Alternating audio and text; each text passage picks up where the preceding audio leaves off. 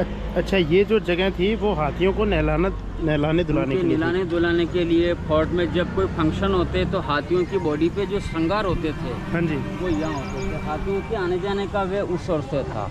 ठीक है। और एक खंडर महल देख रहे हैं वो फ्रंट में, हाँ जी, तो वो राणा उदय सिंह के कमांडर के रहने का मेन महल है। ठीक है। जिनमें 3 कमांडर थे, जैमल कला, जैमल फतेह और केसर कुंवर राठौर। अकबर बादशाह ने इनको बहुत से लोभ प्रलोभन दिए कि भाई आप हमारी फोर्स में आ जाओ, हम आपको उनसे 50 गुनी व्यवस्था हम देंगे। लेकिन इनमें सच्चे नेशन की भावना थी। अकबर से उन्होंने इतनी वीरता से लड़ाई लड़ी और अकबर इनकी वीरता से इतना इम्प्रेस हुआ कि इनके तीनों के स्मारक उसने आगरा फोर्ट के बाहर बनवाए। अगर आप देखेंगे तो 8 दांतों की तीनों के स्टैचू बनवाए थे उसमें। तो वो टिकट ले लीजिए आप साथ में, अंदर चलिए। महाराणा कुंभा राजस्थान स्थापत्य कला के जनक माने जाते हैं। अच्छा, ये सबसे ज़्यादा निर्माण कुंभा जी ने करवाए और राजस्थान को एक नया लुक दिया उन्होंने। तो 1440 में उन्होंने 2 मुगल प्रिंस को हराया था। ओके। गुजरात अहमदाबाद के थे अहमद शाह बेग और मध्य प्रदेश मांडव के थे महमूद खिलजी। ओके। जब दोनों को हराते तो उन दोनों को हाथियों पे उल्टा बांध के लाते हैं इस किले तक। ठीक है। किले की एक जेल में 6.5 महीने तक उनको अपनी कस्टडी में रखते हैं। ठीक है, ठीक अब है। विक्ट्री को सेलिब्रेट करने के लिए 1448 में इसका फाउंडेशन रखा। ठीक है। 1458 में ये टावर और वो 7 गेट बनकर रेडी हुए। 10 साल का समय आया बनने में। अच्छा, उस समय 90 लाख रुपए सोने चांदी के सिक्कों की लागत आई। इसे विजय स्तंभ बोलते हैं? जी सर, विजय स्तंभ, विक्ट्री टावर। ये विक्ट्री टावर वो टावर है जो आप कभी देखोगे राजस्थान पुलिस के उस पे लगा होता है बैच पे, ये वो है। 9 मंजिल का है सर ये। 122 फुट इसकी हाइट है। जितना हाइट है उतना उसका नीचे से बेस है। ठीक है। 122 फुट ही ऊंचा है तो 122 फुट ही नीचे बेस बनाया हुआ है, नींव है इसकी। हिंदू धर्म में 9 ग्रह होते हैं तो इसमें 9 फ्लोर है और कोई भी मुगल शासक इसे किसी तरह का नुकसान नहीं पहुंचाए, तोड़े नहीं। तो इसको बनाने वाले जो इंजीनियर्स थे, हाँ, उन्होंने क्या किया कि इसके टॉप फ्लोर के बीच सेंटर में ओके, अरबी लैंग्वेज में अल्लाह शब्द खोद के दिया, ठीक है। जिससे उनकी साइकोलॉजी सही है। चलो भाई एक फोटो खिंचा रहे हैं। नदी चल रही है। जिससे उनकी साइकोलॉजी में ये क्या रहता हाँ था? कि भाई उनका धर्म सबसे टॉप पे है हमारा। इसलिए जो अल्लाह शब्द खुदवाने से हाँ। ये इसे तोड़ेंगे नहीं। लेकिन अच्छा। सर मुगल बंदे तो अपने बाप के भी सगे नहीं होते। अच्छा, तो हर मूर्ति वगैरह कहीं से इसकी खंडित है और अभी प्रेजेंट में केमिकल से इसको क्लीन किया जा रहा है।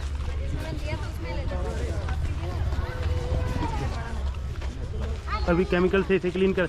और ये इसे कौन से कारीगर ने बनाया था? सर मंडन के 4 लड़के थे, नापा, पोमा, पूजा, जैता। अच्छा, ये 4 इंजीनियर्स थे इसके, जिसके निर्देश में ये स्तंभ बनकर रेडी हुआ। ठीक है। इस गेट का नाम रखा पूर्वी जौहर द्वार। ओके। और एक गेट आगे आएगा, उस गेट का नाम रखा उत्तरी जौहर द्वार। अच्छा, पूर्वी और उत्तरी। हाँ, ये ईस्ट, तो इसका नाम उन्होंने पूर्वी जौहर द्वार रखा है। और ये गेट जो सामने है, उस गेट का नाम रखा उत्तरी जौहर द्वार। तो ये राज परिवार के टाइमिंग का पहले पूरा एरिया शमशान था। ठीक है। राजमहल में किसी की डेथ होती तो डेड बॉडी को लाने का एंट्रेंस वे ये वाला था। ठीक है। ये डेड बॉडी जलाने के घाट बने हुए हैं। एक नीचे कुंड, गौमुख बोलते हैं उसको, जहाँ गाय के मुख से पानी आता था। तो वहाँ राज परिवार की लेडीज़ के नहाने धोने की व्यवस्था थी। भगवान शिव के प्रेयर करने के बाद वो इस वजह से बाहर निकलते थे। तो ये शमशान था। ये छोटे छोटे टेम्पल दिख रहे हैं आपको चारों तरफ, हाँ। ये सतियों के मंदिर थे। पहले पति की डेथ के बाद पत्नी पति के साथ जिंदा आग में जलती थी, तो ये सतियों के अंश हैं। अब पद्मिनी रानी ने जहाँ जौहर किया है, ये आगे का गार्डन देख रहे हैं मैम, हाँ। ये 80 फुट डीप था पहले ये वाला गार्डन। हाँ, तो रानी और 13,000 लेडी इसी में जिंदा आग में जली, जिसे जौहर कहते हैं। 1990 के अंदर ASI के डिपार्टमेंट ने मिट्टी डाल के गार्डन बनाया और एक वो निशानी दी है हवन का कुंड देख रहे हैं आप। हाँ हाँ। तो यहाँ फागुन में मेला लगता है। राजस्थान का सब राजपूत समाज इकट्ठा होता है उस दिन। वो केसरिया पहनते हैं क्योंकि उन्होंने केसरिया किया था। मेवाड़ के महाराणा आते हैं और अपने पूर्वजों को इस वेदी में श्रद्धांजलि देते हैं। ठीक है, साल में एक बार वो मेला लगता है। होली के 12-13 दिन बाद होता है। ठीक है, अब ये मंदिर चलेंगे आप। ये देखो भाई, चलो आ रहे हो मैं एक दो मिनट यहाँ खड़े रहो हाथ कर रही हूँ अरे आएगा नहीं हूँ ले रहे लाजो 1 मिनट राजा। इस मंदिर का नाम रखा समाधीश्वर महादेव। कुंभा जी ने इस मंदिर का निर्माण करवाया और भगवान शिव के 3 रूप स्थापित किए, ब्रह्मा विष्णु महेश। नाम रखा समाधीश्वर महादेव क्योंकि मंदिर के चारों तरफ परिसर में संतों की समाधियाँ बनी है। 8.25 फीट की 3 प्रतिमाओं के आप अंदर दर्शन करोगे, ब्रह्मा विष्णु महेश। ये प्रतिमा या तो यहाँ है या फिर अभी एएसआई डिपार्टमेंट ने जब सर्चिंग की तो इंडोनेशिया में सेम ऐसी ही प्रतिमाएं इंडोनेशिया में भी निकली है। निकली है, ओके। तो अपने चले इसके अंदर। राणा कुंभा के आप पर्सनैलिटी के बारे में बता रहे सर? सर जो उनके हाथों के पंजे थे ना वो घुटने से नीचे जाते थे। ये एक क्षत्रिय ओरिजिनल राजा की पहचान होती है। हाथों के पंजे घुटनों से नीचे? ये जो पंजे होते हैं ये घुटने से नीचे। जैसे भगवान राम के बारे में जब आप पढ़ोगे रामायण में, हाँ, तो सूर्यवंशी राणा की क्या पहचान है? हाँ, उनकी आंखें जो है वो बिल्कुल कमल नयन के समान, ठीक है, कैश, और उनके हाथों के पंजे जो है वो घुटने तक के नीचे। नेचुरली वो चीज़ें होती है उसके अंदर। तो ये इसके वो चारों एक तरफ, निशानी होती है हाँ, मतलब। तो ये इसके चारों तरफ समाधि बनी है मैम, इसलिए मंदिर का नाम रखा समाधीश्वर महादेव। ये इस मंदिर के चारों तरफ और ये इसके पुजारी का मठ है जिन्होंने 1200 साल पहले इसमें जिंदा समाधि लिया था। और उन्होंने इस किले के बारे में बहुत अच्छे वक्तव्य बोले। उन्होंने क्या कहा कि जरना जरे गौमुख भरे, निर्भय नाथ की ठोर, और करोड़ करोड़ जुग तप करे तो गढ़ पावे चित्तौड़। उनका ये कहने का मतलब ये है कि आपके पुण्यों का उदय हुआ है कि आपका आना मेवाड़ की धरा पे हुआ। अच्छा, क्योंकि ये ही एक ऐसा किला था जिन्होंने मुगलों से बराबर टक्कर ली। जैसे जयपुर है, आगरा है, आमेर है, तो उन्होंने उनसे हाथ मिलाया। वो साम्राज्यवादी विचारधारा के बंदे थे। उन्होंने साम्राज्य को उन्होंने पैरों में मारा, किन्होंने? मेवाड़ के बंदों ने। और वहाँ के अच्छा खाना, अच्छा पीना और अच्छा महल हो, इससे ज़्यादा उनकी थिंकिंग नहीं थी। उन्होंने धर्मांतरण किया, अपनी बहू बेटियों को मुगलों के हरम के हवाले किया। यही फेर है यहाँ का। पर यहाँ पे ऐसा नहीं हुआ सर, जिंदा आग में जब जोर हो रहा है, सतियाँ हो रही है, तो सबसे बड़ा एग्जाम्पल। और आप क्या चाहोगे? सभी बोलते हैं कि मेवाड़ में खून सस्ता है और पानी महंगा है। जी, तो दर्शन करो महादेव जी के आप, फिर मैं एक गौमुख कुंड दिखाता हूँ आपको। चलो जी, चलते हैं अंदर की साइड।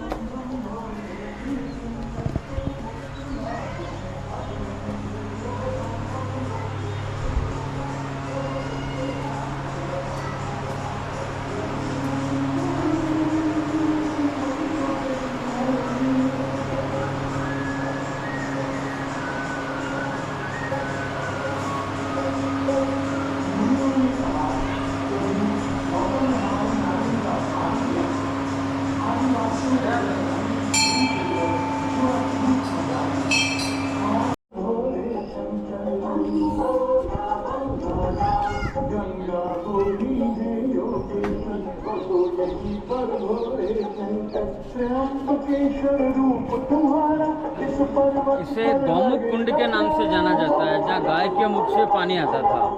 लेकिन एएसआई डिपार्टमेंट ने जब 1990 में इसको क्लीन किया तो इसके बीच में 2 गांठ निकले थे। एक तरफ सास नाती थी, एक तरफ बहू नाती थी। उनमें जो इंस्क्रिप्शन खुदे मिले तो उनका ये कहना था कि सास और बहू के बीच ज़्यादा फ्रैक्शनबाजी, लड़ाई झगड़ा चलता है तो सावन माह में या नालेने धोलेने से उनके विकार शांत हो जाते हैं। तो नाम रखा गया गौमुख। ऊपर जो आपने शमशान देखा तो ये राज परिवार की लेडी के लिए नहाने धोने की व्यवस्था थी। वो उसके चेंजिंग रूम मैंने वो कॉर्नर में देखा। सारे देवता भी आ गए। त्र्यंबकेश्वर ज्योतिर्लिंग बनकर भोलेनाथ वहीं बस गए। गौतम का तपबल सफल हुआ। यहाँ दर्शन करने से सारे पाप नष्ट हो जाते हैं। जिसकी जन्म कुंडली में अकाल सर्प योग होता है। सीताफल के छाल की साड़ी पहनती थी। यहाँ के राइटरों ने लिखा है कि छाल की साड़ी जो बनती थी और पहनती थी उससे उसका गुस्से पे काबू रहता था। दूसरा, 40 की उम्र के बाद जो बॉडी में किसी भी तरह का दर्द हो, कमर का, घुटने का, सिर का, सर्वाइकल, तो इसका एक लाइट वेट का दोहड़ बनता हमारे यहाँ। आप उसको बेड पे बिछाओ और 25 से 30 मिनट आपको रिलैक्स होकर सोना है। कोई सा भी दर्द हो उसको वो जड़ से ख़त्म करता है। यहाँ से बन के हर जगह ये एक्सपर्ट होता है। लेकिन जैसे आपने पसंद किया तो एक फैमिली के मैन के बंदे को एक पीस से ज़्यादा नहीं देते हैं। लिमिटेड आर्टिकल बनता है और उसका वेट होता है 100 ग्राम का, 100 ग्राम का। आपके घर में किसी के भी अगर पुरानी नई चोट है शरीर से, तो सिर्फ उस ब्लैंकेट को आप बेड पे बिछाओ और उस पर सोना है। एक तो गर्म पानी से नहीं धोना होता है और दूसरा उसके ऊपर किसी तरह का कवर नहीं लगाना है, वरना वो काम करना बंद कर देता है। तो क्या कॉस्ट होती है उसकी लगभग? वो फैक्ट्री की रेट में ही मिलता है सर। यहाँ आप देखोगे ना। हाँ। अभी कहाँ घूम के आ रहे हैं आप? हम जैसलमेर, जोधपुर। चलता है। ये क्या चीज़ है भैया? ये सेनापतियों का तालाब है सर। ठीक है। जो सेनापतियों का जो महल आपने देखा है, उसको बनाने के लिए बिल्डिंग का मटेरियल का यूज यहाँ से लिया गया। ठीक है। यानी महल हो या मंदिर, उसके आगे या पीछे एक आपको टैंक जरूर दिखेगा। वहाँ से मटेरियल लेके बना देते थे और वो तालाब बन जाता है। क्रिएट किया गया है और वो उसी से झील बन जाती जी, थी। जी, जी। ठीक है। इसीलिए यहाँ पे काफी कितनी झीलें हैं? 184 छोटे से बड़े तक टैंक्स हैं यहाँ पोर्ट में। अच्छा, 184। जी सर। ये हम किले के अंदर हैं लेफ्ट। और ये किला 700 एकड़ में फैला हुआ है। 700 एकड़। हाँ, और 700 एकड़ में यहाँ पे जंगल भी आ जाता है, राजा का फोर्ट भी आ जाता है। लिविंग फोर्ट के नाम से जानते हैं आप इसे? हाँ, ये लिविंग फोर्ट के नाम से फेमस है। और अगर इस किले को आप 2 मिनट के लिए फॉर्मेट कर दो, अच्छा जी। तो इस किले का फाउंडेशन डालने का श्रेय जाता है पांडवों को। ठीक है। तो स्टार्टिंग में फोर्ट का फाउंडेशन पांडवों ने डाला था। अच्छा। उसके पीछे एक माइथोलॉजी है। ओके। माइथोलॉजी ये है कि कुरुक्षेत्र लाक्षागृह में जब आग लगा दी जाती है, अच्छा जी। तो पांचों भाई और उसकी माँ बस्ते बचाते हुए इस पहाड़ी तक आ जाते हैं। अच्छा। तो इस पहाड़ी के अंदर एक से एक सिद्ध सन्यासियों का निवास था। एक सन्यासी ऐसा था जिसके पास पारस का पत्थर था, और दूसरी फैसिलिटी थी कि वो अपने शरीर को किसी भी रूप में चेंज कर सकता था। ये ऑटो के पीछे लगा देना। तो पांडव जब यहाँ आए थे और सन्यासी ने से उन्हें पारस पत्थर लेना था, तो आ जाइए। कुछ पहाड़ी के नाम से इसे जाना जाता है। हाँ। इस फोर्ट का फाउंडेशन महाभारत समय काल का रखा हुआ है।